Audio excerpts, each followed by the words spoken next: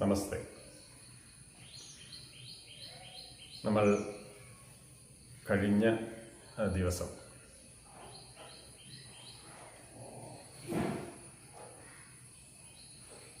അധ യോഗാനുശാസനം എന്ന ആദ്യ സൂത്രമാണ് പരിചിന്തനം ചെയ്യാൻ തുടങ്ങിയത്. അതിൽ അധ എന്ന ശബ്ദത്തിന് അർത്ഥം നൽകുമ്പോൾ അനന്തരം, പിന്നീട് എന്നിങ്ങനെയുള്ള അർത്ഥമാണ് വരുന്നത്. ഇനി എന്നൊക്കെയാണ് അതിൻ്റെ അർത്ഥം. ആ അർത്ഥത്തിൽ ഇനി എന്ന ശബ്ദത്തിൻ്റെ വ്യാപകതലം യോഗ പഠിക്കേണ്ടുന്ന, യോഗശാസ്ത്രം പഠിക്കാൻ തുടങ്ങുന്ന ഒരു വിദ്യാർത്ഥിയെ സംബന്ധിച്ച് മുൻകൂട്ടിയായി അറിയേണ്ടുന്ന കാര്യങ്ങളെക്കുറിച്ചാണ് പറഞ്ഞുകൊണ്ടിരുന്നത്. അതിൽ എല്ലാ പഠനത്തിനും ബാധിക്കുന്ന വിധത്തിൽ പഠനത്തിന് തടസ്സം നിൽക്കുന്ന കാര്യങ്ങൾ, പഠനത്തിലുണ്ടായിരിക്കേണ്ട ശ്രദ്ധ, അതിൻ്റെ നൈരന്തര്യം, തുടർച്ചയായി ചെയ്യേണ്ടതിൻ്റെ കാര്യം തുടങ്ങിയ കാര്യങ്ങളാണ് കഴിഞ്ഞതിൽ പറഞ്ഞത്. അധശബ്ദത്തിന് വീണ്ടും അതിൻ്റെ അർത്ഥതലങ്ങളിലേക്ക് പോകുമ്പോൾ സാംഖ്യശാസ്ത്രവുമായി ബന്ധിപ്പിച്ച് പുരുഷൻ, പ്രകൃതി എന്നിവയെ സംബന്ധിച്ച് അറിയേണ്ടതുണ്ട്.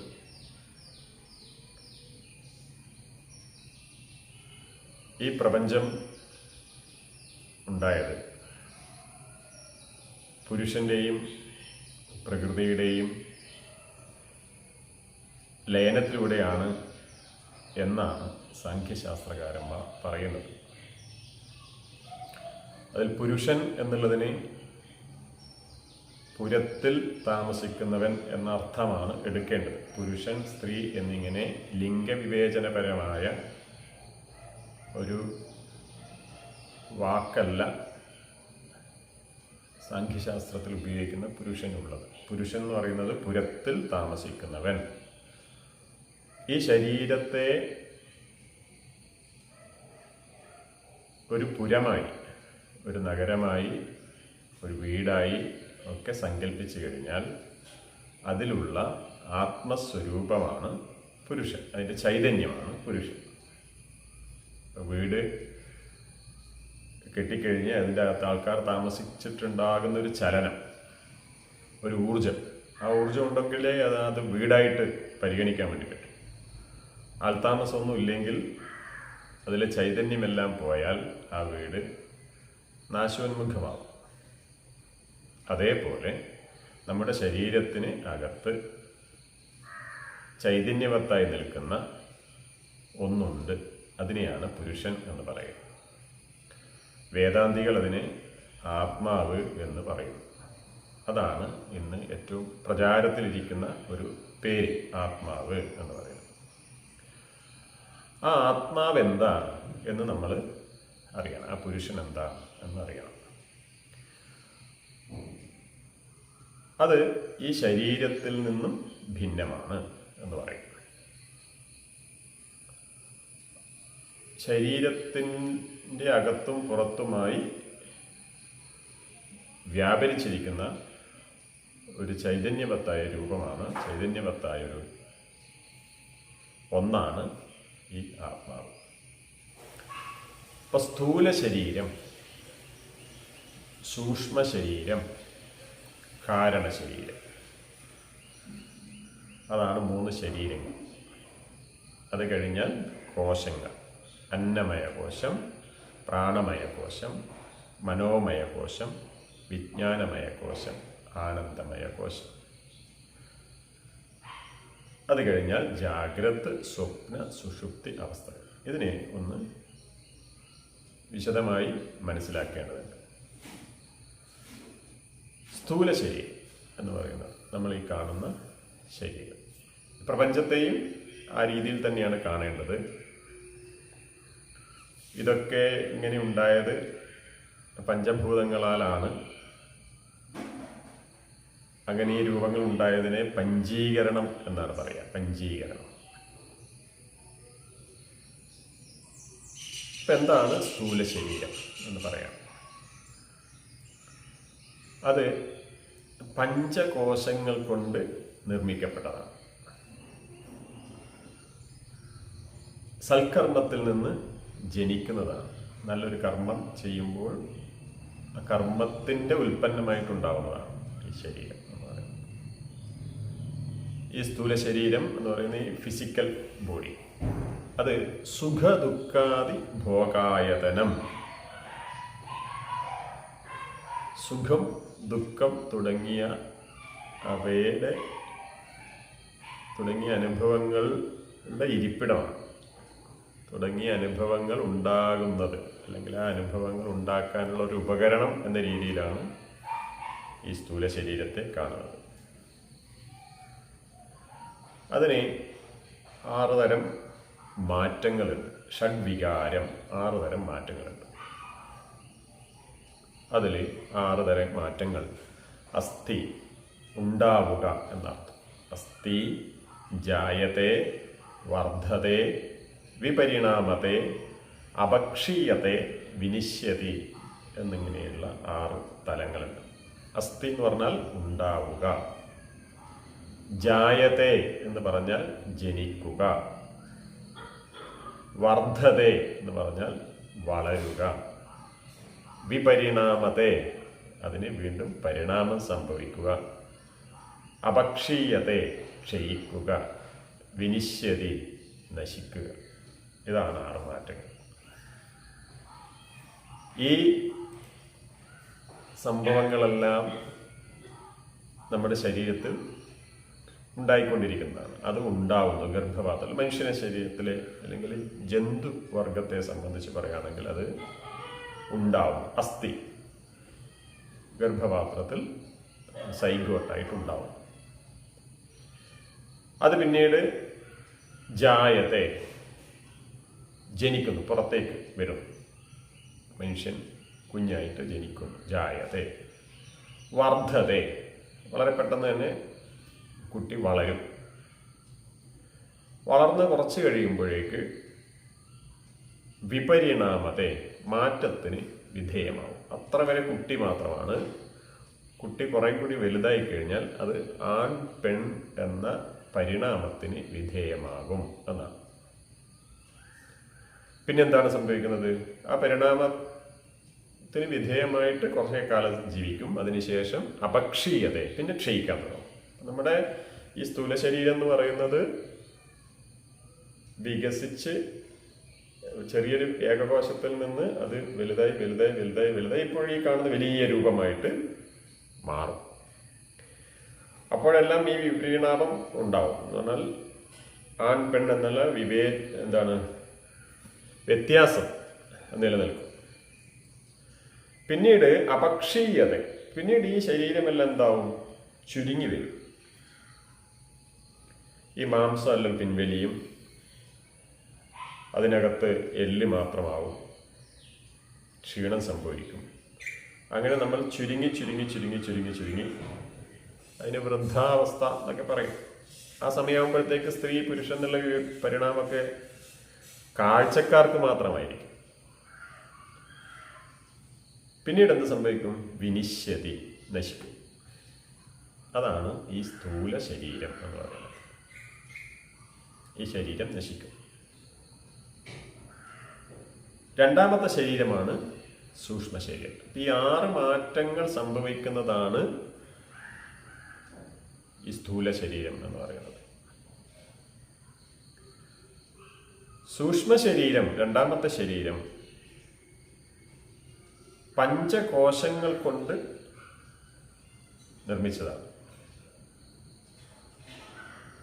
അതും സത്കർമ്മജന്യമാണ്. സൽക്കർമ്മങ്ങളിൽ നിന്ന് ഉണ്ടാവുന്നതാണ്. സുഖദുഃഖാദി ഭോഗ സാധനം.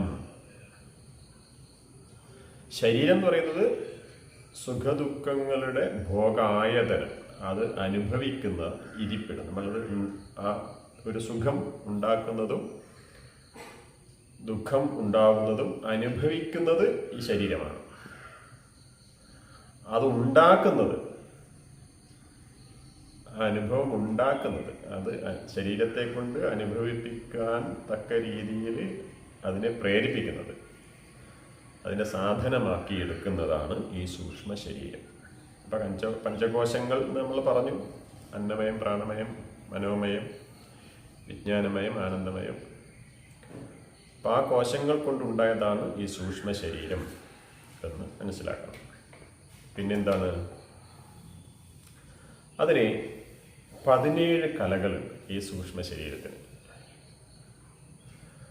ഈ സൂക്ഷ്മ ശരീരത്തിലാണ് ജ്ഞാനേന്ദ്രിയങ്ങളുള്ളത്, കർമ്മേന്ദ്രിയങ്ങളുള്ളത്, പ്രാണങ്ങളുള്ളത്, മനസ്സുള്ളത്, ബുദ്ധിയുള്ളത്. അപ്പോൾ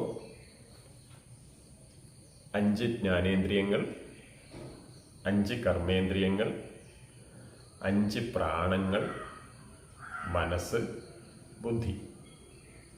ഈ 5 എണ്ണം ചേരുമ്പോഴത്തേക്ക് 17 എണ്ണം. ഈ 17 കലകൾ ഉള്ളതാണ് ഈ സൂക്ഷ്മ ശരീരം. അപ്പം സ്ഥൂല ശരീരത്തിൽ ഈ കാണുന്നതിനെ ചൈതന്യവത്താക്കിയെടുക്കുന്നത് ഇതിൻ്റെ അകത്തുള്ള ഒരു ഊർജമാണ്. അതിനെയാണ് സൂക്ഷ്മ ശരീരം എന്ന് പറയുന്നത്. ജ്ഞാനേന്ദ്രിയങ്ങൾ നമുക്കറിയാം: ചെവി, ത്വക്ക്, കണ്ണ്, നാക്ക്, മൂക്ക്. ഇവയാണ് ജ്ഞാനേന്ദ്രിയങ്ങൾ. ജ്ഞാനേന്ദ്രിയങ്ങൾ എന്ന് പറഞ്ഞാൽ അറിവ് നമ്മുടെ ഉള്ളിലേക്ക് ഉണ്ടാക്കുന്നത്, ബുദ്ധിയിലേക്ക് നൽകുന്നതിനെയാണ് ജ്ഞാനേന്ദ്രിയം എന്ന് പറയുന്നത്. അതിനെല്ലാം ഓരോ ഭൂതങ്ങളുണ്ട്, അതിനെല്ലാം ഓരോ വിഷയങ്ങളുണ്ട്. ചെവിയുടെ വിഷയം എന്ന് പറയുന്നത് കേൾവിയാണ്. ത്വക്കിൻ്റെ വിഷയം എന്ന് പറയുന്നത് സ്പർശമാണ്. അതിന് ഭൂതം പഞ്ചഭൂതങ്ങളാൽ നിർമ്മിക്കപ്പെട്ടതാണല്ല. അതിൻ്റെ ചെവിയുടേത് ആകാശവും, ത്വക്കിൻ്റേത് വായുവും, കണ്ണിൻ്റേത് സൂര്യനും അഗ്നി. കാഴ്ചയാണ് അതിൻ്റെ ജോലി.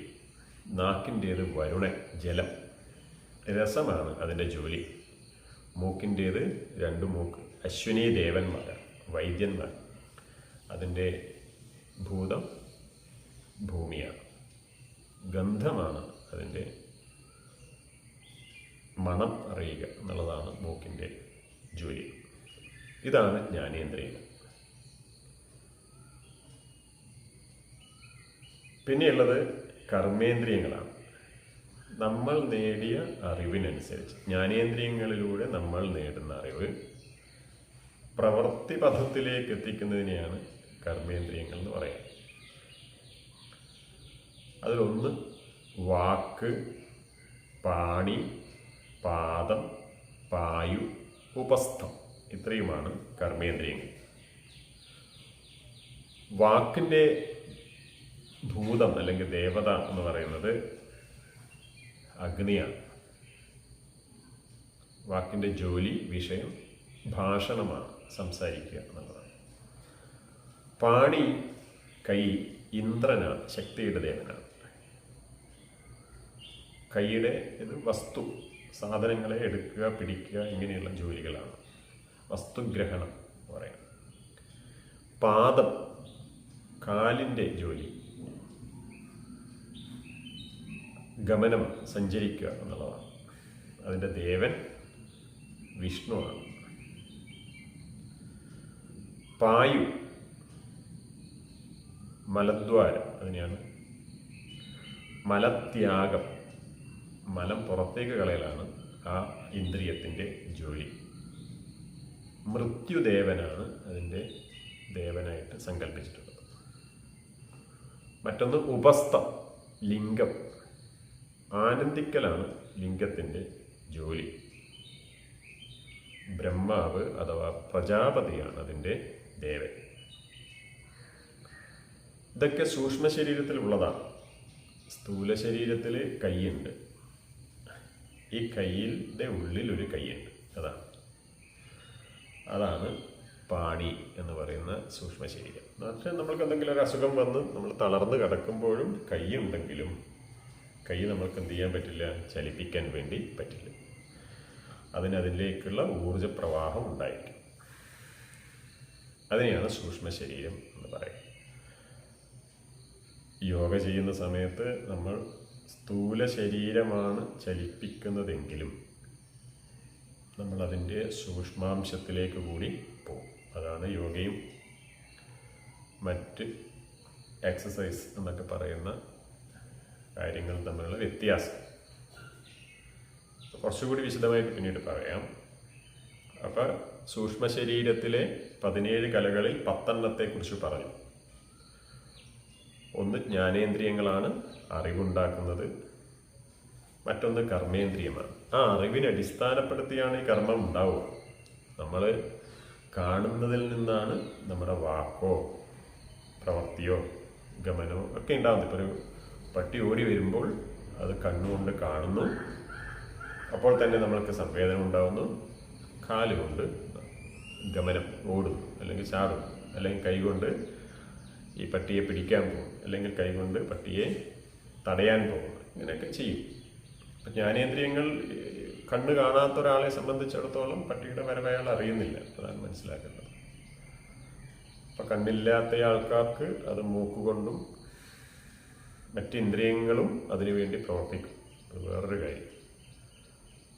ബാഹ്യമായിട്ട് ഇതില്ല എന്ന് മാത്രമേ പറയാൻ വേണ്ടി പറ്റൂ. സൂക്ഷ്മാംശത്തിൽ അതൊക്കെ മറ്റിന്ദ്രിയങ്ങളിലൂടെ പ്രവർത്തിക്കും. ഇനി ഈ 10 കഴിഞ്ഞ് കഴിഞ്ഞാൽ മറ്റൊന്നാണ് പ്രാണങ്ങൾ. അത് 5 പ്രാണങ്ങളുണ്ട്. നമുക്കറിയാവുന്നതാണ്. പ്രാണൻ, അപാനൻ, സമാനൻ, വ്യാനൻ, ഉദാനൻ എന്നിവയാണ് 5 പ്രാണങ്ങൾ. ഇതിൽ പ്രാണൻ എന്ന് പറയുന്നത്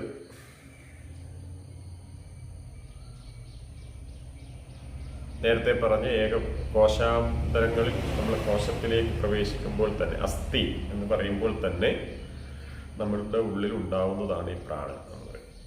അതന്ന് ഗർഭപാത്രത്തിലുണ്ടാകുമ്പോൾ അത് അമ്മയുടെ പ്രാണനായിട്ടാണ് അനുഭവപ്പെടുന്നത്.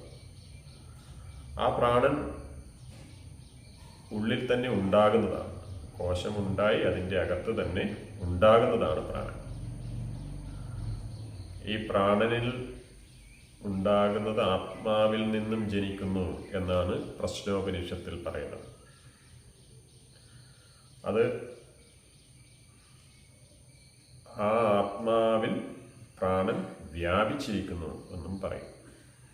3-ാം പ്രശ്നത്തിൽ പറയുന്നതാണ്. ഈ പ്രാണൻ സഞ്ചരിക്കുന്നത് കണ്ണ്, ചെവി തുടങ്ങി കണ്ണിലൂടെയും ചെവിയിലൂടെയും മൂക്കിലൂടെയും വായിലൂടെയും ഒക്കെ സഞ്ചരിക്കുന്ന പ്രാണനാണ് പ്രാണൻ എന്ന് പറയുന്നത്. നമ്മൾ ശ്വസിക്കുന്ന സാധനം, അതിനെയാണ് പ്രാണൻ എന്ന് പറയുക. 2-ാമത്തത് അപാനൻ. അപാനൻ താഴേക്ക് പോകുന്നതാണ്.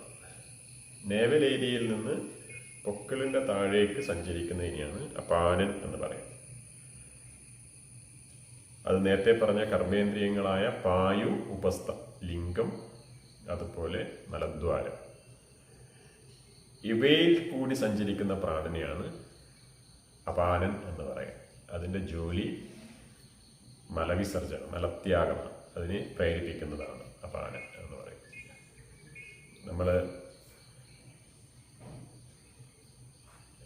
ഗ്യാസ്ട്രിക് എന്ന് പറയുമ്പോൾ ഉണ്ടാവുന്നത് ഈ അപാനൻ്റെ ചലനവും അതുപോലെ ദഹനം, നേരത്തെ ഇനി പറയും സമാനം, അതിൻ്റെ ചലനവും കൃത്യമല്ലെങ്കിൽ ഉണ്ടാവുന്നതാണ് ഗ്യാസ്ട്രിക് പ്രശ്നം. അപ്പോൾ യോഗ ചെയ്യുമ്പോൾ പവനമുക്താസനം ചെയ്യുന്നു. പവനമുക്താസനം ചെയ്യുന്ന സമയത്ത് നിങ്ങൾ ശ്രദ്ധിച്ചാൽ മതി, കാല് മടക്കി നെഞ്ചോട് ചേർത്ത് പിടിച്ച് ബ്രീത്ത് ഔട്ട് ചെയ്യുക ചെയ്യും. അത്ര വരെ ബ്രീത്ത് ഹോൾഡ് ചെയ്യും,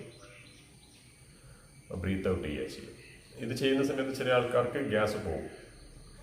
ഈ അപാനവായു പുറത്തേക്ക് പോകുന്നത് അത് ഒരു സദസ്സിൽ വെച്ചിട്ടൊക്കെ ചെയ്യുമ്പോൾ വലിയ പ്രശ്നമായിട്ടൊക്കെ തോന്നും. അതിലൊന്നും കാര്യമില്ല, എല്ലാവർക്കും ഉള്ളതാണിത് എന്ന് മനസ്സിലാക്കണം. അപ്പം അതാണ് അപാനവായുവിൻ്റെ പ്രവർത്തനം.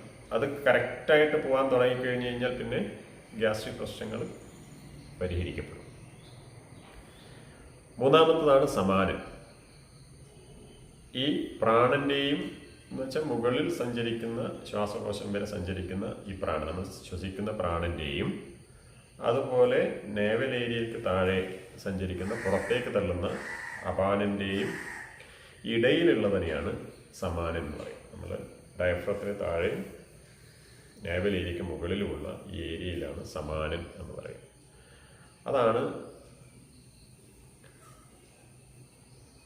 നമ്മുടെ ദഹനം കഴിഞ്ഞാൽ, ഭക്ഷണം കഴിച്ചു അത് ആമാശയത്തിലേക്ക് എത്തി ദഹിപ്പിക്കുന്ന പ്രവർത്തനം മുതൽ അതിനെ ശരീരത്തിൻ്റെ എല്ലാ കോശങ്ങളിലേക്കും സമമായി എത്തിക്കുന്നവൻ എന്നതാണ് സമാനൻ എന്ന വാക്കിൻ്റെ അർത്ഥം. സമമായി എത്തിക്കുന്നവൻ.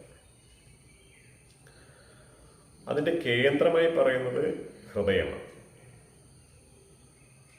പ്രശ്നോപരിഷത്തിൽ പറയുന്നത് ഹൃദയമാണ്. ഹൃദയത്തിൽ നിന്നുകൊണ്ട് ഈ സമാനൻ ഊർജത്തെ എല്ലായിടത്തേക്കും എത്തിക്കുന്നു. അപ്പം ദഹന വ്യവസ്ഥയുമായിട്ട് നേരിട്ട് ബന്ധമുള്ളതാണ് സമാനൻ എന്ന് മനസ്സിലാക്കണം. ഭക്ഷണം കഴിച്ച് അത് കൃത്യമായി ദഹിച്ച് അതിൻ്റെ ഊർജാംശങ്ങൾ രക്തത്തിലൂടെ നമ്മുടെ ശരീരത്തിൻ്റെ എല്ലാ ഭാഗങ്ങളിലേക്കും എത്തണം. അപ്പോഴേ ആ ഭക്ഷണത്തിനെ കൊണ്ടുള്ള ഗുണമുണ്ടാവും. നമ്മൾ സാധാരണ വിശപ്പിനനുസരിച്ച് ഭക്ഷണം കഴിക്കുന്ന സമയത്ത് ഭക്ഷണം ഇങ്ങനെ തള്ളിക്കൊണ്ടിരിക്കുക ചെയ്യും. അതിന് യഥാർത്ഥ രീതിയിൽ സമാനൻ്റെ പ്രവർത്തനം കൊണ്ട് ദഹിപ്പിച്ച് ശരീരത്തിൻ്റെ എല്ലാ ഭാഗങ്ങളിലേക്കും എത്തിക്കാൻ പറ്റുന്നില്ലെങ്കിൽ പലതരം രോഗങ്ങളുണ്ടാവും. അജീർണം എന്നൊക്കെ പറയും. പലതരം രോഗങ്ങളുണ്ടാവും. ഇത് പല സ്ഥലങ്ങളിലായി ഡിപ്പോസിറ്റ് ചെയ്യും. ഫാറ്റായിട്ട് പല സ്ഥലങ്ങളിൽ ഡിപ്പോസിറ്റ് ചെയ്യും. അപ്പോൾ സമാനൻ്റെ പ്രവർത്തനത്തിന് സമയം കൊടുക്കണം. സമാനൻ്റെ പ്രവർത്തനം സജീവമാക്കി നിലനിർത്തണം. അതാണ് സമാനൻ. മറ്റൊന്ന്, നാലാമത്തെ പ്രാണനാണ് വ്യാനൻ. വ്യാനൻ എന്ന് പറഞ്ഞാൽ എല്ലായിടത്തും വ്യാപിച്ചിരിക്കുന്നവൻ എന്നാണ്. അതും ഹൃദയത്തിൽ നിന്ന് തന്നെ തുടങ്ങുന്നതായിട്ടാണ് പ്രശ്നോപേക്ഷത്തിൽ പറയുന്നത്. അതിനൊരു ലക്ഷ്യമുണ്ട്, പിന്നീട് പറയാം. അപ്പം ഹൃദയത്തിൽ നിന്ന് 101 നാഡികൾ ഉണ്ടെന്നും ഓരോന്നും വീണ്ടും 100 വീതം നാഡികളായി മാറുന്നെന്നും ആ ഓരോ 100 വീതം 101 × 100 അത് വീണ്ടും 72,000 വീതം നാഡികളായി മാറുന്നു എന്നുമാണ്. ഉപശാഖ നാഡികളായി മാറുന്നു. ഈ നാഡികളിലെല്ലാം വ്യാപിച്ചിരിക്കുന്നതിനെയാണ് വ്യാനൻ എന്ന് പറയാം. ഇത്രയേ ഉള്ളൂ. എല്ലാ നാഡികളിലേക്കും ശരീരത്തിൻ്റെ മുഴുവൻ കോശങ്ങളിലേക്കും കോശാന്തരങ്ങളിലേക്കും സംവേദനം ഊർജം എത്തിക്കുന്ന നാഡിയാണ് വ്യാനൻ എന്ന് പറയുന്നത്. ആ വ്യാനനാണ് മറ്റൊരു പ്രാണൻ. എല്ലായിടത്തേക്കും ഇതിനെ ഈ കോശാന്തരങ്ങളിലേക്ക് ഈ ഊർജത്തെ എത്തിക്കാൻ സഹായിക്കുന്ന പ്രാണനാണ് ഈ വ്യാനൻ എന്ന് പറയുന്നത്. അപ്പം ആഹാരം കഴിക്കുന്നു, അതിൻ്റെ ശക്തി അത് രക്തത്തിൽ കലരുന്നു, രക്തശക്തിയായി മാറുന്നു. പിന്നീട് അത് എല്ലാ കോശാന്തരങ്ങളിലേക്കും എത്തിക്കുന്നു. അവിടെ നിന്നുള്ള ഇമ്പൾസുകൾ നമ്മൾ അറിയുന്നു, സംവേദനം അറിയുന്നു. അപ്പം സംവേദന ശക്തി ഇതിലെല്ലായിടത്തും വ്യാപിക്കുന്നതാണ് ഈ വ്യാനൻ എന്ന് പറയുന്ന പ്രാണൻ. ഇങ്ങനെ ഇതിനെല്ലാം ഹൃദയത്തിലേക്ക് എത്തിക്കുമ്പോഴുണ്ടാകുന്നൊരു പ്രത്യേകത, നമ്മൾക്ക് എല്ലാം അറിയുന്നത് സഹായിക്കുന്ന നാഡി എന്ന് പറയുന്ന വ്യാനൻ ഹൃദയത്തിലാണ്. പിന്നെ സമാനൻ ഹൃദയത്തിലാണ് എന്നൊക്കെ പറയുമ്പോഴേക്ക് നമ്മുടെ രക്തചംക്രമണം ഹൃദയം കേന്ദ്രീകരിച്ചിട്ടാണ് നമ്മൾക്കറിയാം. ആ ഹൃദയം കേന്ദ്രീകരിച്ച് ശ്വാസകോശത്തിലേക്ക് എത്തുന്ന പ്രാണനെ രക്തത്തിൽ ലയിപ്പിച്ച് ശരീരത്തിൻ്റെ എല്ലാ ഭാഗങ്ങളിലേക്കും എത്തിക്കുന്ന പ്രവൃത്തി ഹൃദയം കേന്ദ്രീകരിച്ച് നടക്കുന്നു. പ്രാണന്റെ വ്യാപാരവും ഇവിടെ തന്നെയാണ് നടക്കുന്നത് എന്നുള്ളതാണ്. അപ്പോൾ ഒരേ സമയത്ത് ശരീരത്തിലേക്ക് പ്രാണൻ, ഊർജം, അന്നം, അതുപോലെ സംവേദനത്വം ഇതൊക്കെ എത്തിക്കുന്നതാണ് ഹൃദയ കേന്ദ്രീകരിക്കപ്പെട്ടിട്ടാണ്.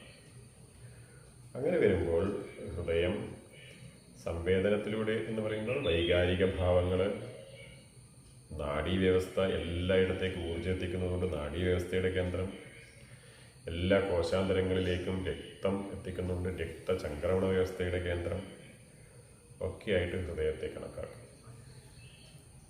അതുകൊണ്ടാണ് മെഡിറ്റേഷനൊക്കെ ചെയ്യുന്ന സമയത്ത് നമ്മൾ ഹൃദയത്തിലേക്ക് നോക്കുന്നത്. ഹൃദയം എന്നുള്ളത് കൊണ്ട് ഉദ്ദേശിക്കുന്നത് നമ്മുടെ ഫിസിക്കലായിട്ടുള്ള ഹൃദയമല്ല, നമ്മൾ ഈ തൈമസ് ഗ്ലാൻഡിനോട് ചേർന്ന് നിൽക്കുന്ന ഈ ഭാഗത്തെ കൂടുതൽ ശ്രദ്ധിക്കും. ധ്യാനത്തിൽ നമ്മൾ മെഡിറ്റേഷനൊക്കെ പരിശീലിക്കുമ്പോൾ നമ്മുടെ ശ്രദ്ധ, അവയർനെസ് ഹൃദയത്തിലേക്ക് കൂടി പോകും. രമണ മഹർഷി ധ്യാനത്തെക്കുറിച്ച് പറയുമ്പോൾ അദ്ദേഹം ഒരു സ്കൂൾ വഴി വന്ന ആളല്ല. അദ്ദേഹം സ്വയം തന്നെ ആ തലത്തിലേക്ക് എത്തിയ ഒരു മഹാപുരുഷനാണ്. അദ്ദേഹം ഹൃദയത്തിലാണ് അദ്ദേഹത്തിൻ്റെ സംവേദനത്വം, ഈ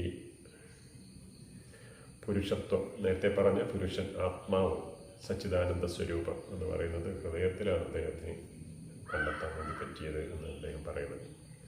അവിടെ ശ്രദ്ധിച്ചാൽ മതി എന്നാണ് അദ്ദേഹം പറയുന്നത്. അപ്പം ഇവിടെ ഈ പ്രാണന്റെ കേന്ദ്രമായി ഒക്കെ പ്രശ്നോപനിഷത്ത് ഇവയെ പറയുമ്പോൾ നമ്മൾ മനസ്സിലാക്കണം ഇത് എല്ലാത്തിൻ്റെയും കേന്ദ്രമാണ് എന്ന് മനസ്സിലാക്കണം. അങ്ങനെയാണ് ഇതിനെ കേന്ദ്രീകരിക്കപ്പെടുന്നത്. പിന്നെയുള്ളതാണ് ഉദാനൻ എന്ന് പറയുന്നത്. ഉദാനൻ എന്ന് പറയുന്നത് മുകളിലേക്ക് പോകുന്ന പ്രാണനാണ്. മുകളിലേക്ക് പോവുക എന്ന് പറഞ്ഞാൽ പുറത്തേക്ക് പോവുക എന്നൊക്കെ അർത്ഥമുണ്ട്. നമ്മൾ മരിക്കുന്ന സമയത്തൊക്കെ പുറത്തേക്ക് പോകുന്ന പ്രാണൻ, അതിനെയാണ് ഉദാനൻ എന്ന് പറയുന്നത്. ശരീരത്തിലെ ത്രിദോഷങ്ങളെക്കുറിച്ച് പറയും. വാതം, പിത്തം, കഫം എന്നിവയെ പറയും. യോഗശാസ്ത്രം വാതപിത്ത കഫത്തെ എല്ലാം പ്രാണനായിട്ട് തന്നെയാണ് കണക്കാക്കുന്നത്. ഒന്ന് ഗ്യാസ് ഫോം. വാദം എന്ന് പറയുന്നത് ഗ്യാസ് ഫോം, പ്രാണന്റെ ഗ്യാസ് ഫോം, ഗ്യാസാണ്. രണ്ടാമത്തത് പിത്തം, അത് പ്രാണന്റെ ലിക്വിഡ് ഫോമാണ്. അല്ലേ? കാറ്റും പ്രാണനെ ലിക്വിഡ് ചെയ്യുക എന്ന് പറഞ്ഞാൽ നമ്മൾ LPG ഗ്യാസിലൂടെ പ്രഷർ ചെയ്തിട്ട് ഒരു സ്ഥലത്ത് അടച്ചു വെച്ച് കഴിഞ്ഞാൽ ലിക്വിഡാവും. തന്മാത്രകൾ ഇങ്ങനെ വ്യാപിച്ചിരിക്കുന്നതിനെ പ്രസ് ചെയ്തിട്ട് അടുപ്പിച്ച് വെച്ചാൽ അത് ലിക്വിഡ് ഫോമാവും. കുറേ കൂടി അടുത്ത് വരുമ്പോഴത്തേക്ക് അത് സോളിഡ് ഫോമാവും. ഫിസിക്സിൽ പഠിക്കുന്നതാണ്. അപ്പം അതേപോലെ പ്രാണന്റെ ലിക്വിഡ് ഫോമായിട്ടാണ് പിത്തത്തെ ത്രിദോഷങ്ങളിലൊന്നായ പിത്തത്തെ കാണുന്നത്, യോഗയിൽ കാണുന്നത്. മറ്റൊന്നാണ് കഫം, അത് പ്രാണന്റെ സോളിഡ് ഫോമാണ്. അപ്പം ഇതിലേതിനെയും നമുക്ക് പ്രാണനുമായിട്ട് ബന്ധിപ്പിച്ച് ചെയ്യാവുന്നതാണ്. ദഹന സംബന്ധമായിട്ട് നേരത്തെ പറഞ്ഞു, അത് പ്രാണൻ തന്നെയാണ്. അതുപോലെ അസിഡിറ്റി എന്ന് പറയുന്നതും പ്രാണൻ തന്നെയാണ്. ജോയിൻറ്റ് പെയിൻ എന്ന് പറയുന്നത് പ്രാണൻ തന്നെയാണ്. അതുപോലെ ആസ്മ തുടങ്ങിയ അസുഖങ്ങൾ, അതും പ്രാണൻ തന്നെയാണ്. ആ പ്രാണന്റെ ഫ്ലോ ഏത് ഭാഗത്ത് എങ്ങനെയാണ് എന്ന് നോക്കിയിട്ട് ഏത് പ്രാണനെയാണ് അത് സ്വാധീനിക്കുന്നതെന്ന് മനസ്സിലാക്കി അതിനനുസരിച്ചിട്ടുള്ള യോഗ നമ്മൾ ഇൻസിസ്റ്റ് ചെയ്യണം. അത് ആ വരുന്നയാളുടെ സ്വഭാവത്തിനനുസരിച്ച് അദ്ദേഹത്തിന് ആ രീതിയിലുള്ള യോഗയാണ് കൊടുക്കേണ്ടത്. അപ്പോൾ 17 കലകളിൽ 15 എണ്ണത്തെക്കുറിച്ച് പറഞ്ഞു. ഇനി 2 എണ്ണമാണുള്ളത്. ഒന്ന് മനസ്സും മറ്റൊന്ന് ബുദ്ധിയും. മനസ്സ് എന്ന് പറയുന്നത് നമ്മൾ ഈ യോഗയിലേക്ക് എത്തുമ്പോഴത്തേക്ക് ചിത്തവൃത്തിയിലേക്കാണ് എത്തുന്നത്. അത് സങ്കല്പവും വികല്പവുമായിട്ടുള്ള ഒന്നാണ് മനസ്സ്. അതിങ്ങനെ ഫ്ലക്ച്വേറ്റ് ചെയ്യും, മാറിപ്പോകും. പിന്നെയുള്ളത് ബുദ്ധിയാണ്. ഇതാണ് സൂക്ഷ്മ ശരീരം എന്ന് പറയുന്നത്. ഇത്രയും ചേർന്നതാണ് ജ്ഞാനേന്ദ്രിയങ്ങൾ, 5 ജ്ഞാനേന്ദ്രിയങ്ങൾ, 5 കർമ്മേന്ദ്രിയങ്ങൾ, 5 പ്രാണൻ, മനസ്സ്, ബുദ്ധി. ഈ 17 എണ്ണം ചേർന്നതാണ് സൂക്ഷ്മ ശരീരം എന്ന് പറയുന്നത്. ഈ സൂക്ഷ്മ ശരീരം ഇരിക്കുന്നത് ഈ സ്ഥൂല ശരീരത്തിൻ്റെ അകത്താണ്. ഈ സൂക്ഷ്മ ശരീരത്തിൻ്റെ വ്യാപാരങ്ങളാണ് ഈ സ്ഥൂല ശരീരത്തിൽ പ്രതിഫലിക്കുന്നത്. അപ്പം ഞാൻ ഈ കൈ ഇങ്ങനെയാക്കുന്നു എന്ന് പറയുന്നത് അതിൻ്റെ അകത്ത് ഒരു ഊർജ്ജമുണ്ട് എന്ന് മനസ്സിലാക്കും. അതിനെ ചലിപ്പിക്കുന്നു എന്ന് പറയും. അതാണ് സൂക്ഷ്മ ശരീരത്തിൻ്റെ. അതിൽ തന്നെ മനസ്സുണ്ട്, ബുദ്ധിയുണ്ട്. നമ്മൾ ഓരോ സമയത്ത് ഓരോ സംസാരിക്കുമ്പോഴും പ്രവർത്തിക്കുമ്പോഴും ഒക്കെ കൈകാലുകളൊക്കെ ചലിക്കുന്നത് ഈ മനസ്സിൻ്റെയും ബുദ്ധിയുടെയും ഒക്കെ സ്വാധീനത്തിലാണ്. നമ്മൾ സംസാരിക്കുമ്പോഴൊക്കെ ശബ്ദത്തിൻ്റെ ഉയർച്ച താഴ്ചകൾ അതൊക്കെ കേൾവിക്കാരന് വലിയ പ്രശ്നം ഉണ്ടാക്കും. അതുകൊണ്ട് നമ്മൾ സാധാരണ ഉള്ളിലേക്ക് എടുക്കുന്ന എന്തും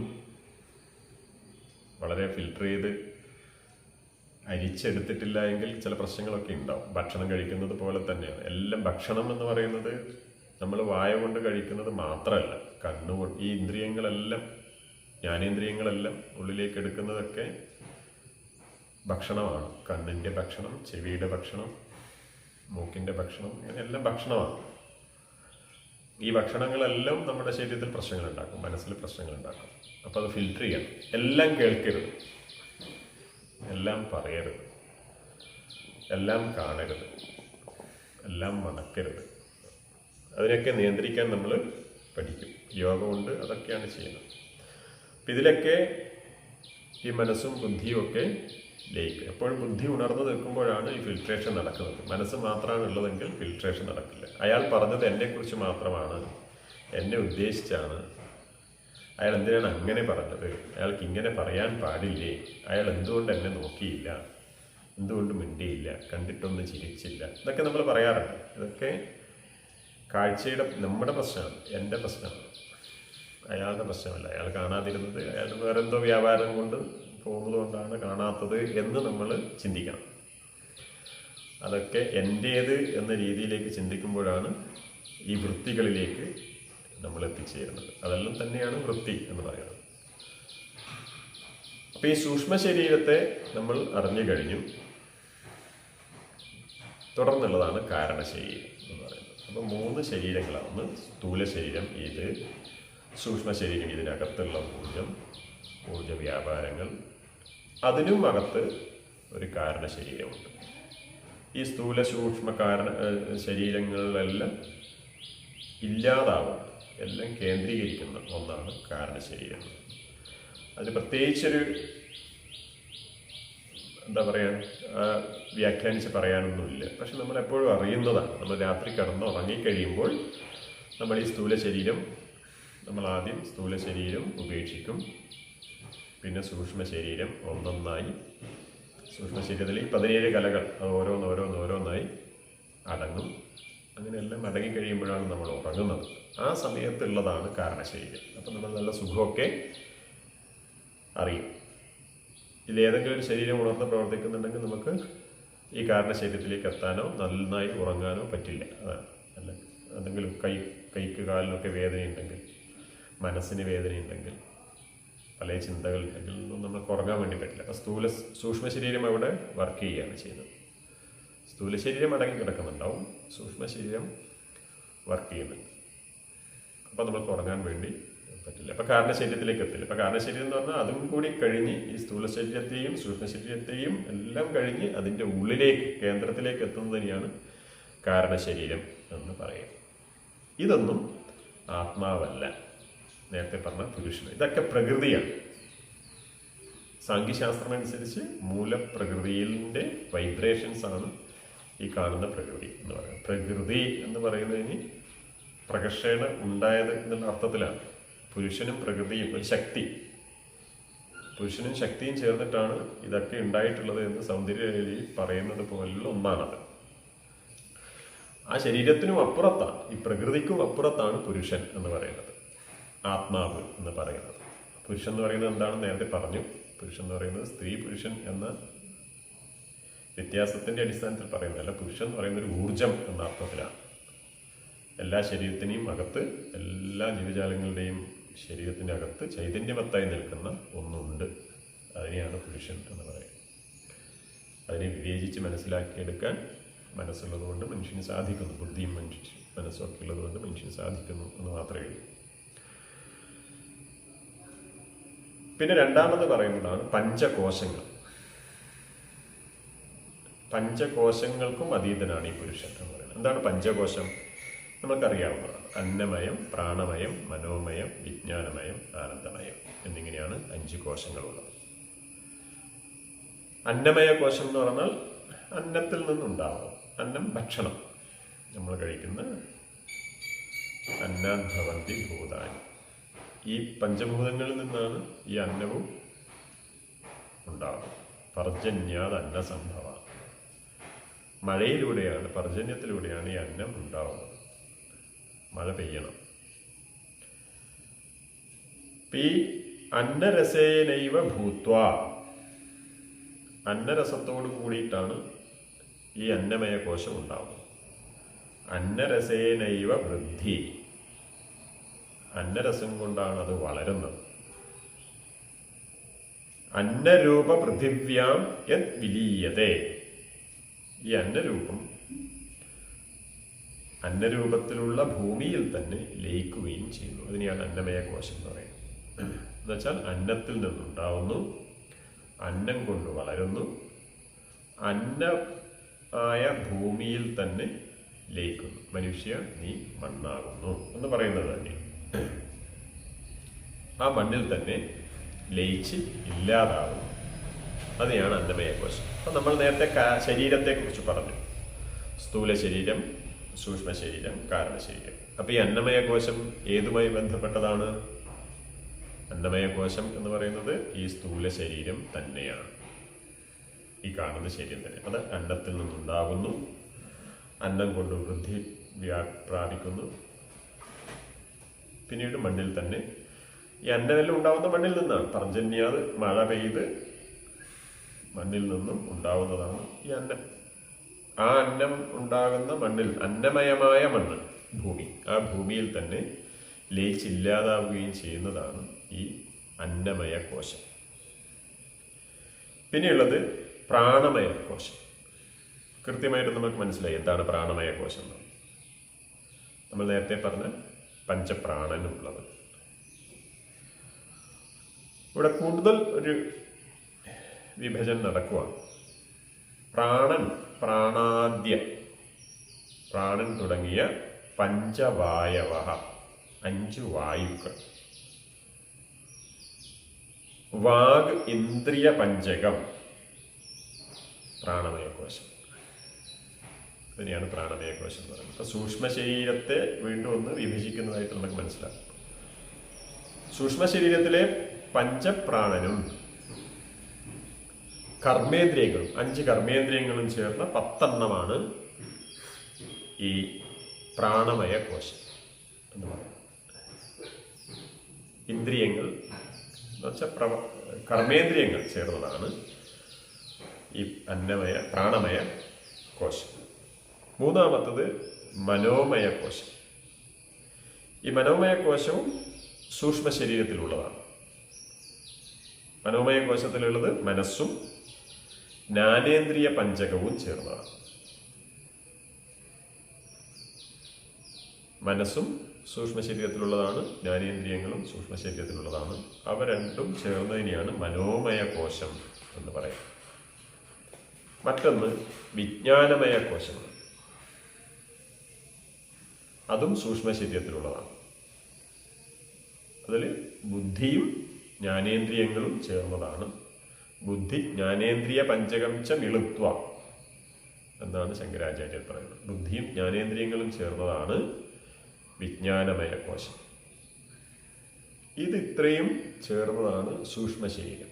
ഇപ്പം സ്ഥൂല ശരീരത്തിൽ അന്നമയ കോശം, സൂക്ഷ്മ ശരീരത്തിൽ പ്രാണമയം, മനോമയം, വിജ്ഞാനമയം എന്നിങ്ങനെ 3 കോശങ്ങളാണ് സൂക്ഷ്മ ശരീരത്തിൽ ഉള്ളത് എന്ന് മനസ്സിലാക്കണം. മറ്റൊന്ന് ആനന്ദമയ കോശമാണ്. നേരത്തെ പറഞ്ഞതുപോലെ കാരണശരീരത്തിൽ ഉള്ളതാണ്. ഈ ആനന്ദമയ കോശം എന്ന് പറയുന്നത് ശരിക്കും അവിദ്യയാണ്, അജ്ഞാനമാണ്, അറിവില്ലായ്മ. ശരിയായ രീതിയിൽ ഒന്നിനെയും അറിയുന്നില്ല, പക്ഷെ ആനന്ദം നമ്മൾ അനുഭവിക്കുന്നു എന്നുള്ളതാണ് ഈ ആനന്ദമയ കോശത്തിൻ്റെ അവസ്ഥ. അത് കാരണശരീരത്തിലുള്ള നമ്മൾ സുഖം അനുഭവിക്കുന്നത് എന്നാണ്.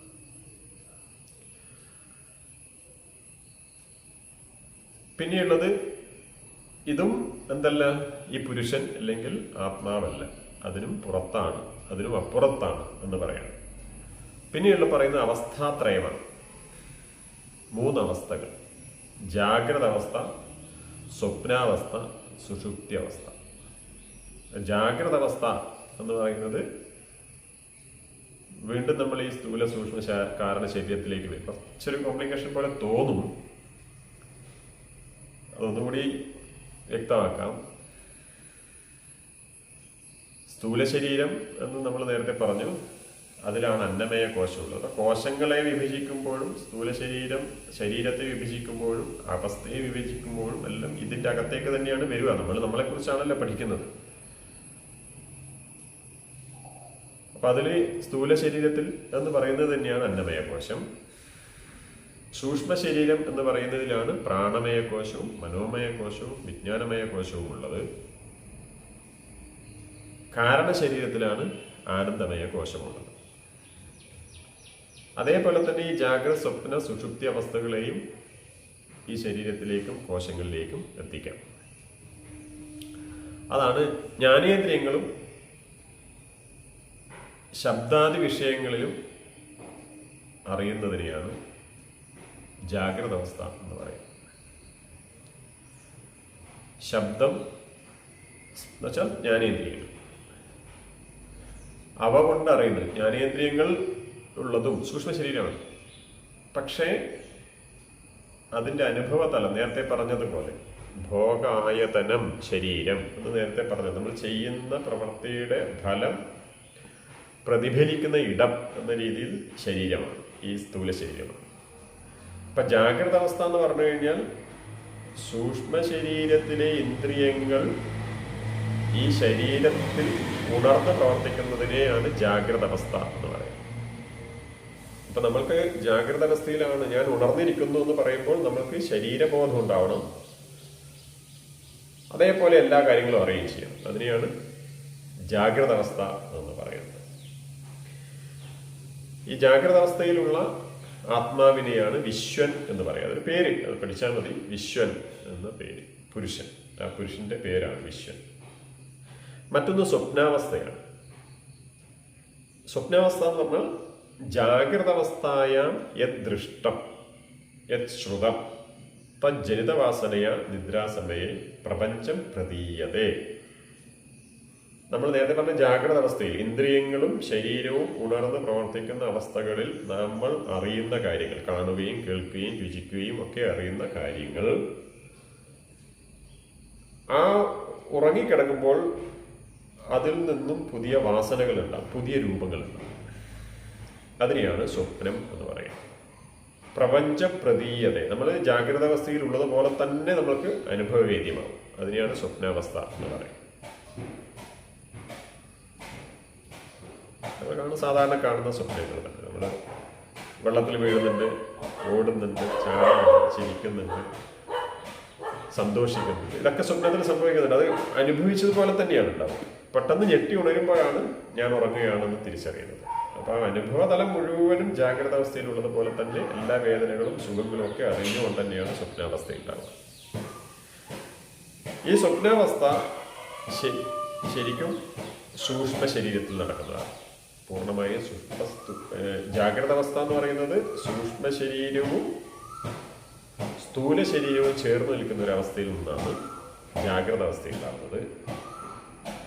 അതേസമയത്ത് സ്വപ്നാവസ്ഥ എന്ന് പറയുന്നത് സൂക്ഷ്മ ശരീരത്തിൽ തന്നെ നടക്കുന്നുള്ളതാണ്. അവിടെയുള്ള ആത്മാവിനെ തൈജസൻ, തേജസ്സുള്ളവൻ എന്നുള്ള അർത്ഥത്തിൽ തൈജസൻ എന്നാണ് പറയാം. മറ്റ് മൂന്നാമത്തെ അവസ്ഥയാണ് സുഷുപ്തി അവസ്ഥ. നമ്മൾ കിടന്നുറങ്ങി സ്വപ്നാവസ്ഥകളും കഴിഞ്ഞ് സുഷുപ്തിയിലേക്ക് എത്തും. സ്വപ്നം 2 സമയങ്ങളിൽ കാണും. ഒന്ന് ഉറക്കത്തിൽ നിന്ന്, ജാഗ്രത അവസ്ഥയിൽ നിന്ന് ഉറക്കത്തിലേക്ക് സുഷുപ്തി അവസ്ഥയിലേക്ക് പോകുമ്പോൾ ഒരു സ്വപ്നാവസ്ഥയുണ്ട്. സുഷുപ്തി അവസ്ഥയിൽ നിന്ന് വീണ്ടും ജാഗ്രത അവസ്ഥയിലേക്ക് ഉണരാൻ പോകുന്ന സമയത്തും ഒരു സ്വപ്നാവസ്ഥയുണ്ട്. പുലർക്കാലത്ത് കാണുന്ന സ്വപ്നം എന്നെല്ലാം പറയുന്നത് മിക്കവാറും എല്ലാ സ്വപ്നങ്ങളും, ഓർമ്മയിൽ നിൽക്കുന്ന സ്വപ്നങ്ങളെല്ലാം മിക്കവാറൊക്കെ സുഷുപ്തി അവസ്ഥയ്ക്ക് ശേഷം കാണുന്നവയാണ്. അതിന് മുന്നേ കാണുന്ന സ്വപ്നങ്ങളെല്ലാം സുഷുപ്തിയിലൂടെ കൂടെ തന്നെ ഇല്ലാതാവും. അതിഭീകരമായ സ്വപ്നങ്ങളാണെങ്കിലാണ് നമ്മൾ ഞെട്ടി ഉണരുകയൊക്കെ ചെയ്യും. അപ്പോൾ ഈ സുഷുപ്തി അവസ്ഥ എന്ന് പറയുന്നത് ഒന്നും അറിയാതെ, നേരത്തെ നമ്മൾ കാരണശരീരത്തെക്കുറിച്ച് പറഞ്ഞിട്ടുണ്ട്. സ്ഥൂല ശരീരവും സൂക്ഷ്മ ശരീരവും കടന്ന് അതൊക്കെ അതിൻ്റെ അറിവുകളൊന്നുമില്ലാതെ നമ്മൾ ഒരു പ്രത്യേകമായ ആനന്ദത്തിലേക്ക്, ആനന്ദമയ കോശത്തിലേക്ക് എത്തിച്ചേരുന്ന ആ അവസ്ഥയാണ് സുഷുപ്തി അവസ്ഥ എന്ന് പറയുന്നത്. അതിനെയാണ് സുഷുപ്തി എന്ന് പറയുന്നത്. അവിടെയുള്ള ആത്മാവിനെ പ്രാജ്ഞൻ എന്ന് പറയും. ഇതൊന്നും ആത്മാവാണ്. ഇതിനും അപ്പുറത്താണ് ഈ പുരുഷൻ ആത്മാവുള്ളത്. അതിനെയാണ് സച്ചിദാനന്ദ സ്വരൂപം എന്ന് പറയുന്നത്. അത് സത്താണ്, സത്യമാണ്, അത് ചിത്സ്വരൂപമാണ്, അത് ആനന്ദ സ്വരൂപമാണ്. സത്ത് എന്ന് പറഞ്ഞാൽ എപ്പോഴും അതുണ്ടാവും, ഏത് സമയത്തും ഉണർന്നിരിക്കുന്ന ഒന്നാണ് ഈ ആത്മസ്വരൂപം എന്ന് പറയുന്നത്. അത് ചിത്താണ്, ജ്ഞാനസ്വരൂപം, എല്ലാം അറിയും, സാക്ഷിഭാവം എന്നൊക്കെ പറയുന്നത്. എല്ലാം അറിയുന്ന ആളാണ് ഈ സച്ചിദാനന്ദ സ്വരൂപം എന്ന് പറയുന്നത്. അത് ആനന്ദ സ്വരൂപമാണ്, അത് സുഖമാണ്. ആനന്ദം എന്ന് പറയുന്നത് നമ്മളെ കേവലമായ വസ്തുക്കൾ കൊണ്ടുണ്ടാകുന്ന ആനന്ദമല്ല, അതിനും അപ്പുറത്തുള്ള ഒരാനന്ദ തലം, അതിനെയാണ് ആനന്ദം എന്ന് പറയുന്നത്. ഇതാണ് ആത്മാവ്, പുരുഷൻ എന്ന് പറയുന്നത്. ഈ പുരുഷനെ എപ്പോഴും ഉണർന്നിരിക്കാൻ, അല്ലെങ്കിൽ അത് അറിയാൻ ഉള്ള വ്യാപാരമാണ്, ഉള്ള പ്രവൃത്തിയാണ് യോഗ എന്ന് പറയുന്നത്. ആ പുരുഷനെ എപ്പോഴും ഉണർത്തിയിരിക്കണം. നമ്മൾ യോഗാസനം ഒക്കെ ചെയ്യും. അപ്പം നേരത്തെ ഞാൻ പറഞ്ഞിട്ടുണ്ട്, ഈ ശരീരങ്ങളെല്ലാം എങ്ങനെയാണ് യോഗയിലേക്ക് കൊണ്ടുവരുന്നത് എന്നുള്ളതാണ്. നമ്മൾ യോഗാസനം ചെയ്യുന്നു. യോഗാസനം ചെയ്യുമ്പോൾ നമ്മൾ ശരീരം ആണ് ചലിപ്പിക്കുന്നത്. കൈ പൊക്കി, അർദ്ധഘടി ചക്രാസനം, പൊക്കി സൈഡിലേക്ക് ബെൻഡ് ചെയ്യും. ഇൻഹേൽ, എക്സേൽ, തിരിച്ചെത്തും. അപ്പം ഇവിടെ ശരീരമാണ് ചലിപ്പിക്കുന്നത്. അപ്പം അന്നമയ കോശം, സ്ഥൂല ശരീരം നമ്മൾ ചലിപ്പിച്ചു, അതിലാണ് ചലനം നടക്കുന്നത്.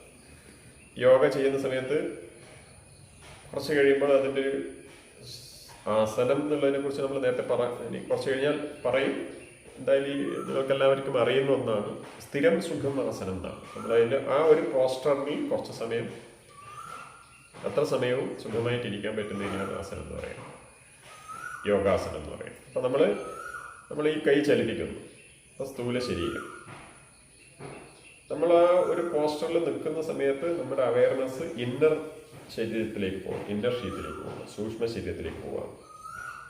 അപ്പം നമ്മൾ സ്ഥൂല ശരീരത്തിൽ തന്നെയുള്ള ഈ ചലിക്കുന്ന പേശികളെയും അതിലൂടെയുള്ള പ്രാണസഞ്ചാരത്തെയും ഒക്കെ അറിയണം. അപ്പം ചലനം, പേശി ചലനങ്ങളിലേക്ക് എത്തുമ്പോൾ സ്ഥൂല ശരീരമാണ്. പിന്നീട് അതിലെ പ്രാണശരീരം, അതിൻ്റെ ചലനത്തിലേക്ക് നമ്മൾ എത്തും.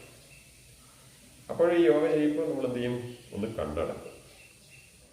നമ്മുടെ അവയർനെസ് മുഴുവൻ ആ ഭാഗത്തേക്ക് കൊണ്ടുവരും. ഏതെല്ലാം മസിൽസാണ് ഇത് ഉൾക്കൊള്ളുന്നത്, ആ മസിലിൻ്റെയും ഉള്ളിലേക്ക് അതിൻ്റെ പ്രാണൻ്റെ ആ ഊർജ ചലനത്തെ നമ്മൾ അറിയും. എന്നിട്ട് വീണ്ടും ഇൻഹേൽ, പ്രാണശരീരമാണ്, സൂക്ഷ്മ ശരീരമാണ്, പ്രാണമയ കോശം. എക്സേൽ, റിലാക്സ് എന്ന് പറയുന്നത്. നമ്മൾ യോഗ ഒരു ആസനം കഴിയുമ്പോൾ റിലാക്സ് ചെയ്യും. അപ്പോൾ റിലാക്സ് ചെയ്യുന്ന സമയത്ത് വീണ്ടും ഈ ചലനത്തിലുണ്ടാകുന്ന, ശരീരത്തിലുണ്ടാകുന്ന മാറ്റമാണ് നമ്മൾ ശ്രദ്ധിക്കുന്നത്.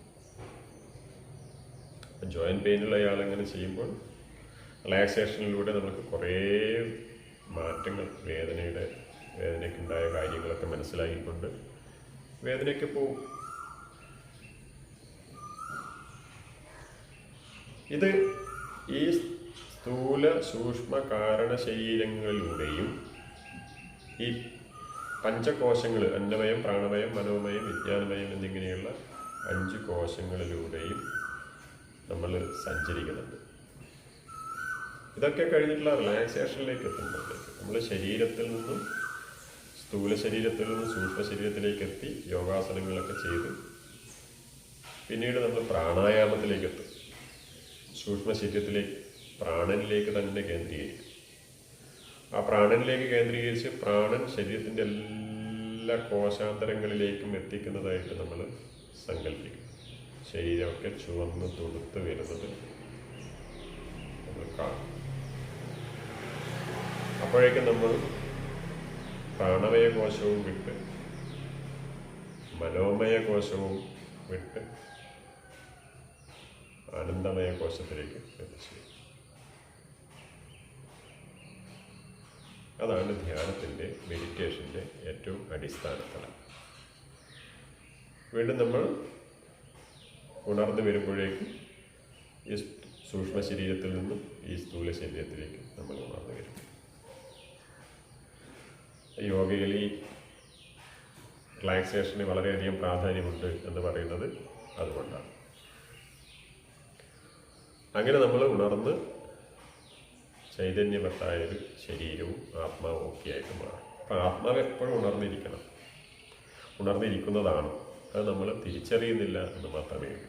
അത് തിരിച്ചറിയാനുള്ള ഒരു പഠനം ആണ് യോഗസൂത്രം. ഇനി ഇതിനോടൊപ്പം നമ്മൾ വേറൊരു കാര്യം കൂടി അറിയണം. അന്തഃകരണം എന്നുള്ളത്, നമ്മൾ ചിത്തവൃത്തി നിരോധനം എന്ന് പറയുമ്പോൾ ചിത്തം എന്താണ് എന്ന് നമ്മൾ അറിയണം. അന്തഃകരണങ്ങൾ മനസ്സ്, ബുദ്ധി, അഹങ്കാരം, ചിത്തം എന്നിങ്ങനെ 4 എണ്ണമാണ് അന്തഃകരണം, ഉള്ളിലുള്ള ഉപകരണം. അതിൽ നേരത്തെ നമ്മൾ സൂക്ഷ്മ ശരീരത്തെക്കുറിച്ച് പറഞ്ഞപ്പോഴുള്ള മനസ്സ് എന്ന് പറയുന്നത് സൂക്ഷ്മ ശരീരത്തിലുള്ളത്, അതുപോലെ ബുദ്ധി സൂക്ഷ്മ ശരീരത്തിലുള്ളത്. അതേസമയത്ത് കാരണ ശരീരത്തിൽ ആനന്ദമയ വിജ്ഞാനമയ കോശത്തിലേക്ക് എത്തുമ്പോഴേക്ക് നമ്മൾക്ക് ഈ ചിത്തത്തിനെ കുറിച്ച് പറയാം. സച്ചിദാനന്ദ സ്വരൂപം എന്ന് പറയുന്നിടത്ത് ചിത്തം വരുന്നുണ്ട്. നേരത്തെ പറഞ്ഞതാണ് അറിവ്, ജ്ഞാനസ്വരൂപം. അപ്പം അത് നമ്മൾ എന്താണ് മനസ്സ്, എന്താണ് ബുദ്ധി, എന്താണ് ചിത്തം എന്ന് തിരിച്ചറിയണം. മനസ്സ് എന്ന് പറയുന്നത് നേരത്തെ പറഞ്ഞു സങ്കല്പവും വികല്പവും ഉണ്ടാകും. ഓരോരോ സങ്കല്പങ്ങൾ ഉണ്ടാവും, അത് തെറ്റാണെന്ന് തോന്നും, വീണ്ടും പുതിയ സങ്കല്പങ്ങൾ വരും. ഇങ്ങനെ വന്നുകൊണ്ടിരിക്കുന്ന ചലനാത്മകമായ ഒന്നാണ് മനസ്സ്. അതിനെ നിശ്ചലതയിലേക്ക് എത്തിക്കുന്നതാണ് യോഗ. മറ്റൊന്ന് ബുദ്ധിയാണ്, നിശ്ചയാത്മിക. ഒന്ന് ഉറപ്പിക്കും. ഇപ്പോൾ ഒരാൾ നടന്നു പോകുന്നത് നമ്മൾ ദൂരെ നിന്ന് കാണുക, അപ്പം അയാളുടെ ചലനം വെച്ചിട്ടത് അമ്മയാണ് എന്ന് പറയുന്നു. അപ്പം അമ്മയാണെന്ന് സങ്കല്പിക്കുന്നത് മനസ്സാണ്. അത് അമ്മ തന്നെയാണ് എന്ന് ഉറപ്പിക്കുന്നത് ബുദ്ധിയാണ്. ബുദ്ധി അങ്ങനെ ഉറപ്പിക്കുന്നുണ്ടെങ്കിൽ അത് അമ്മ തന്നെയായിരിക്കും. അമ്മ തന്നെയാണോ എന്ന് സംശയിക്കുന്നതെല്ലാം മനസ്സിൻ്റെ വ്യാപാരമാണ്. അത് അമ്മ തന്നെയാണ്, അമ്മേ എന്ന് നമ്മൾ വിളിക്കുന്നു, അമ്മ തിരിഞ്ഞു നോക്കുന്നു. അത് ബുദ്ധിയുടെ വ്യാപാരമാണ്, നിശ്ചയാത്മിക ബുദ്ധി. ഈ അമ്മയെ തിരിച്ചറിയുന്ന ബുദ്ധിയുടെ വ്യാപാരം നടന്നത് മുമ്പ് അമ്മയുടെ ചലനങ്ങളും മറ്റും നമ്മുടെ ഉള്ളിൽ ഉണ്ടാക്കിയിട്ടുള്ള സൂക്ഷിച്ചു വെച്ചിട്ടുള്ള ബാക്ക് ഫയൽസ് എടുത്തിട്ടാണ്. അതൊക്കെ AI ടെക്നോളജിയാണ്. അതൊക്കെ ചേർത്ത് വെച്ച് ആണ് ആ പോകുന്നത് അമ്മയാണ് എന്ന് നമ്മളോട് പറയുന്നത്. അത് ചിത്തത്തിൻ്റെ വ്യാപാരമാണ്. സംസ്കാരം, പൂർവാനുഭവങ്ങളെ സൂക്ഷിച്ചു വെച്ചിട്ടുള്ള ഇതാണ് ചിത്തം, സബ് കോൺഷ്യസ് മൈൻഡ്. അത് ചില സന്ദർഭങ്ങളിൽ പുറത്തേക്ക് വരും. ഇങ്ങനെയുള്ള സന്ദർഭങ്ങളിൽ ബുദ്ധിയുടെ വ്യാപാരത്തെയൊക്കെ ഈ നിശ്ചയിപ്പിക്കുന്നത്, ചില തീരുമാനങ്ങളെല്ലാം എടുക്കുന്നത് ഒക്കെ ഈ പൂർവാനുഭവങ്ങളുടെ അടിസ്ഥാനത്തിലാണ്. ആ പൂർവാനുഭവങ്ങൾ സൂക്ഷിച്ചു വെച്ചിട്ടുള്ള മനസ്സിൻ്റെ തലത്തെയാണ് ചിത്തം എന്ന് പറയാം. പിന്നെയുള്ളത് അഹങ്കാരമാണ്, അഹം, ഞാൻ എന്ന ഭാവം. അത് അന്ധകരണത്തിൻ്റെ ഭാഗമാണ്. അപ്പം മനസ്സ് നടന്നു പോകുന്നയാൾ ആ ചലനം വെച്ചിട്ട് അമ്മയാണ് എന്ന് മനസ്സുകൊണ്ട് സങ്കല്പിക്കുന്നത് ഞാനാണ്. പൂർവാനുഭവത്തിന്റെ അടിസ്ഥാനത്തിൽ ചിത്തത്തിൽ നിന്നുണ്ടായ അറിവ് ലഭിച്ചുകൊണ്ട് ബുദ്ധി പറയാണ് അത് അമ്മ തന്നെയാണ് എന്ന് പറയുന്നത്. അപ്പം ബുദ്ധിയാണ് പറയുന്നത് അമ്മ എന്ന്. ആ അമ്മയാണ് എന്ന് പറയുന്ന അതും ഞാനാണ്. ആ പൂർവാനുഭവങ്ങൾ സൂക്ഷിച്ചു വെച്ചിട്ടുള്ള ചിത്തവും ഞാനാണ്. ഈ ഞാൻ എന്ന് പറയുന്ന അഹം ഉള്ളിലുണ്ട്, അത് പ്രവർത്തിച്ചുകൊണ്ടേയിരിക്കും. അത് ചേർന്നിട്ടാണ് ഓരോ അനുഭവങ്ങളും നമ്മുടെ ഉള്ളിലേക്ക് സ്വീകരിക്കുന്നതും നമ്മുടെ ഉള്ളിൽ നിന്ന് പുറത്തേക്ക് പോകുന്നത്. എല്ലാം എൻ്റേതാക്കിയിട്ടാണ് നമ്മൾ സ്വീകരിക്കുന്നത്. യോഗ ചെയ്യുമ്പോൾ ഈ അന്ധകരണങ്ങളെയും നമ്മൾ ഉപേക്ഷിക്കും. ഇതൊന്നും വേണ്ട നമ്മൾ ശരിക്കും. അത് ചിലതൊക്കെ നമ്മളെ മിസ്ലീഡ് ചെയ്യും. ചില രൂപങ്ങളും ഭാവങ്ങളൊക്കെ കാണുമ്പോൾ ഇത് ശരി തന്നെയാണ് എന്ന് നമ്മളെ ബുദ്ധിയും എന്ത് ചെയ്യും, തെറ്റിദ്ധരിപ്പിക്കും. ഇതൊക്കെ കടന്നു പോകുന്നതാണ് യോഗ. അപ്പൊ അധ ശബ്ദത്തിന്റെ അർത്ഥമാണ് ഇത്രയും നേരം പറഞ്ഞത്. ഒന്ന്, യോഗാശാസ്ത്രവുമായി ബന്ധിപ്പിച്ച് ഒന്ന് ചുരുക്കിയെടുത്തു കഴിഞ്ഞാൽ, ഒന്ന് പുരുഷൻ എന്നും പ്രകൃതി എന്നും രണ്ട് തത്വങ്ങളെക്കുറിച്ച്, രണ്ടെണ്ണത്തെക്കുറിച്ച് സാഖ്യശാസ്ത്രം പറയുന്നുണ്ട്. പുരുഷൻ എന്ന് പറയുന്നത് ആത്മാവ് എന്ന അർത്ഥത്തിൽ പിൻകാലത്ത് വേദാന്തികളൊക്കെ പറഞ്ഞിട്ടുള്ള ആത്മാവ് എന്ന് പറയുന്ന ഒരു ചൈതന്യമാണ്. ആ ചൈതന്യം എപ്പോഴും സാക്ഷിഭാവമാണ്, അതൊന്നും ചെയ്യുന്നില്ല, അതിങ്ങനെ നിൽക്കുകയാണ് ചെയ്യുന്നത്. ആ സാക്ഷിഭാവത്തിൻ്റെ സാന്നിധ്യത്തിൽ പ്രകൃതി, മൂലപ്രകൃതി, ഉള്ളിലുള്ള പവർ, ക്രിയേറ്റീവ് എനർജി എന്ന് വേണമെങ്കിൽ പറയാം, ആ സാധനം റിഫ്ലക്റ്റ് ചെയ്യുന്നതാണ് ഈ പുറത്ത് കാണുന്ന കാര്യങ്ങളെല്ലാം. എൻ്റെ ശരീരം മുതൽ, എൻ്റെ സൂക്ഷ്മ ശരീരം, സ്ഥൂല ശരീരം, കാരണ ശരീരം മുതൽ എല്ലാം എൻ്റെ ഉള്ളിലുള്ള പുരുഷൻ്റെ സങ്കല്പത്തിൻ്റെ പ്രതിഫലനമാണ്. ആ പ്രതിഫലനം ഈ രൂപത്തിൽ ഈ പുറത്ത് കാണുന്ന പ്രപഞ്ചം അടക്കമുള്ളതായി മാറുന്നത് ഈ മൂലപ്രകൃതിയുടെ പ്രവർത്തനം കൊണ്ടാണ്.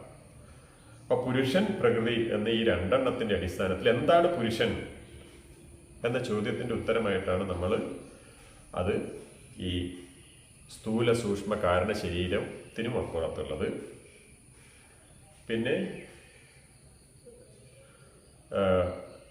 പഞ്ചകോശങ്ങൾക്കപ്പുറത്തുള്ളത്, പഞ്ചപ്രാണനപ്പുറത്തുള്ളത് എന്നൊക്കെ നമ്മൾ പറഞ്ഞു വെച്ചിട്ടുള്ളത്. ഇതിനെല്ലാം അപ്പുറത്തുള്ളതാണ് ഈ പുരുഷൻ. ആ പുരുഷ കേന്ദ്രത്തിലേക്ക്, ആ എപ്പോഴും ഉണർന്നിരിക്കുന്ന ആ ആത്മതത്വത്തിലേക്ക്, ആ ആത്മസ്വരൂപത്തിലേക്ക്, എപ്പോഴും സജീവമായിരിക്കുന്ന ആത്മസ്വരൂപത്തിലേക്ക് നമ്മൾ എത്തിച്ചേരുന്നതിനെയാണ് ചിത്തവൃത്തി നിരോധനം എന്ന് പറയുന്നത്.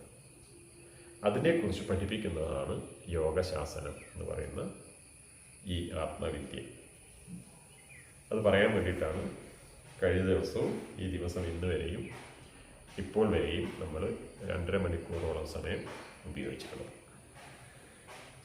ഇനി നമ്മൾ അങ്ങോളം ഈ പുരുഷൻ വരും, പ്രകൃതി വരും, അന്ധകരണങ്ങൾ വരും, നേരത്തെ പറഞ്ഞ ബുദ്ധി വരും, അഹങ്കാരം വരും. അല്ല, ആ സമയത്ത് നമുക്ക് പറയാം. സംശയങ്ങളുണ്ടെങ്കിൽ ഗ്രൂപ്പിൽ നിങ്ങൾക്ക് ചോദിക്കാം. ഇത് തിരിച്ചറിയണം. അഹങ്കാരം എന്ന് പറയുന്ന അന്ധകരണത്തിലെ ഏറ്റവും പ്രധാനമായ ഒന്നിനെ നമ്മൾ തിരിച്ചറിയണം. അത് എപ്പോഴാണ് ശോഷിച്ചില്ലാതാവുന്നത്, അപ്പോൾ ഈ വ്യാപാരങ്ങളെല്ലാം നിൽക്കും. അപ്പം ഇതാണ് അടിസ്ഥാനപരമായി നമ്മൾ അറിഞ്ഞിരിക്കേണ്ടത്. അപ്പോൾ അധ യോഗശാസനം എന്ന് പറയുന്ന 1ാമത്തെ സൂത്രത്തിലേക്ക് ഇനി നമ്മൾ നേരിട്ട് പ്രവേശിക്കുകയാണ് ചെയ്യുന്നത്.